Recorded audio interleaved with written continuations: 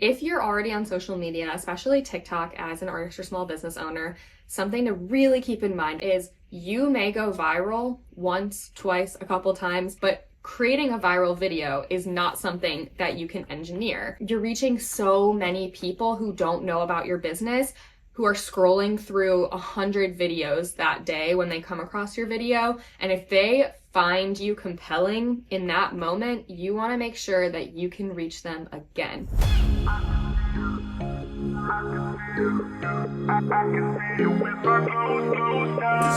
Last year alone, I think we did over $1 million in sales just from this one channel in my business. So I started out my email list in 2017, I think. Since then, it has grown so much to be basically responsible for about 25% of my sales. So it's really, really important, no matter what kind of business you have, but especially as an artist, to have an email list, especially if you also use social media. As we have seen recently, there has been some threats of social media channels like TikTok going away, and that would mean losing contact with so many of the people who are already familiar with your work. But if you have an email list, there's at least the opportunity to stay in touch with some of them. So obviously having kind of that other way to contact people who already know you is crucial, but also it's just a great way to stay in touch with people who already are invested with you, but maybe they're not going on their social media, or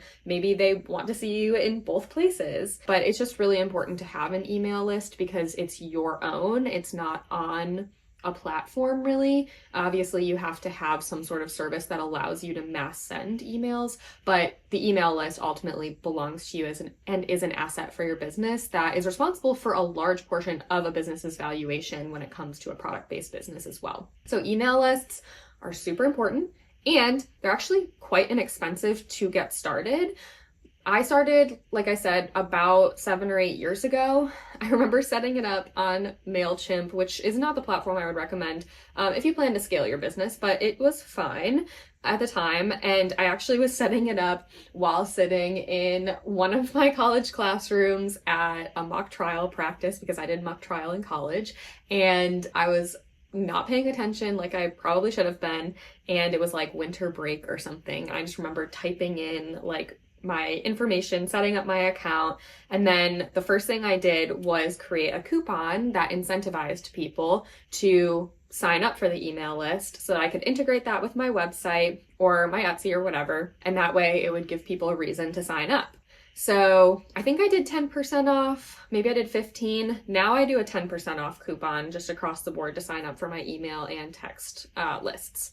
So definitely recommend doing that. I know as a consumer, and I'm sure a lot of people relate, that I definitely sign up for email lists and text lists to receive a discount, even if it's just 10%, because obviously that's going to save you a few dollars on your order.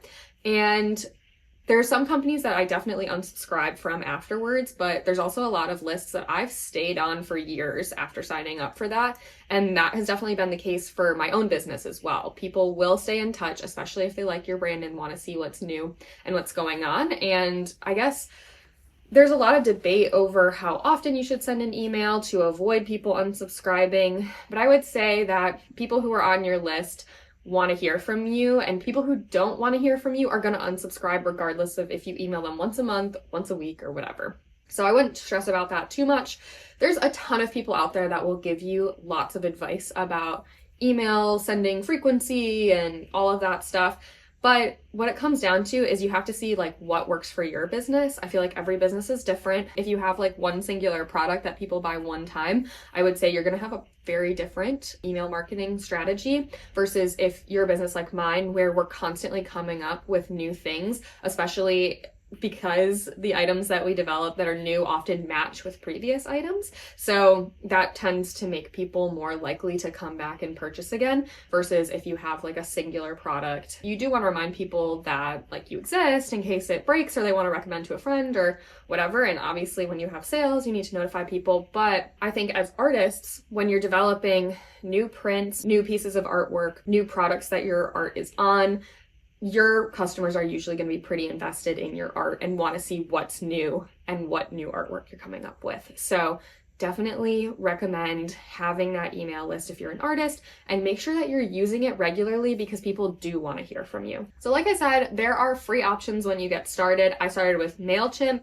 I think I ended up paying like a small monthly fee as I accrued more subscribers. But now we, after trying Attentive, have switched to Klaviyo. And my understanding is, even though I'm not the email marketing person here anymore, thankfully, because Jordan does a great job and I would not, but Klaviyo has worked better for us. They have a lot more features that really geared towards our business, and we're super happy with that. So big fan of Klaviyo and recommend trying it if you don't know where to start looking for an email service. But just having an email service, it's going to have a monthly fee depending on how many subscribers you have, and then depending on how many emails you send, you'll get charged different amounts, but ultimately it is very worth it. Like I said, last year we did over $1 million in sales attributed to our email list from people who subscribed for our 10% off coupon, from people who got our abandoned cart emails, so they built a cart on the website and then did not check out, from people who got like a reminder to come back to the website, from our sales, and from our campaigns as far as like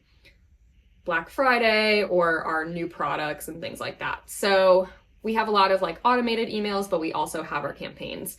And all of that together, like I said, drove about 25% of our overall revenue. And that is a huge chunk. So a lot of those customers are returning customers.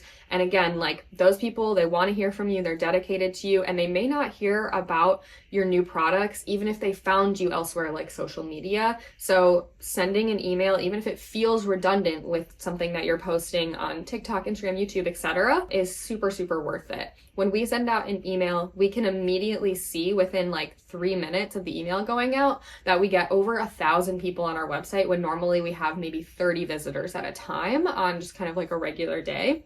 So it's super, super nice to see that instant feedback, and you can really tell that the emails are working.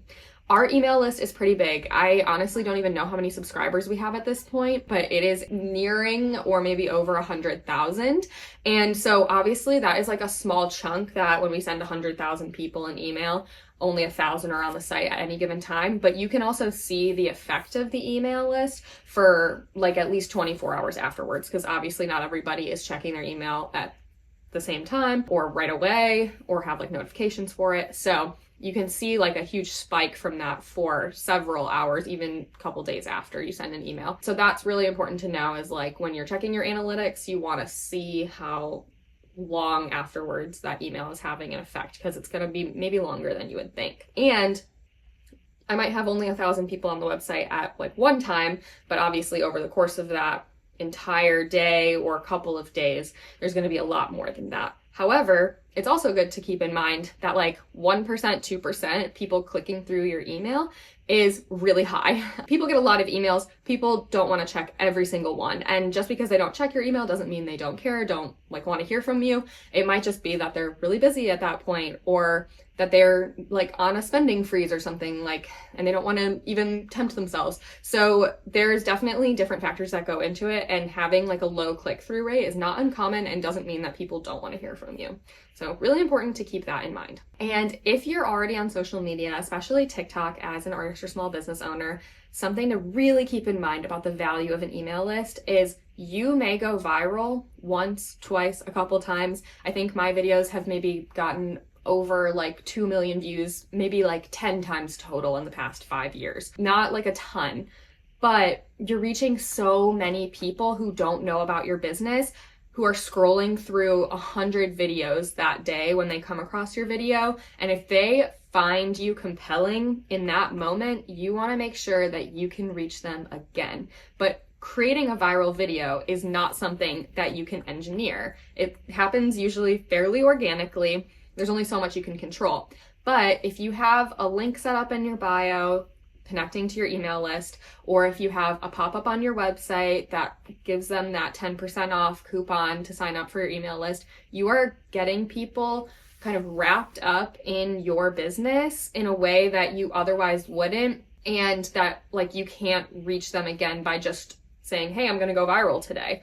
You can control people getting on your email list, even though you can't control whether TikTok will show them your video again. So virality can be like really fleeting, and a really good way to capitalize on it is having your email list set up to make sure that you can reach people again.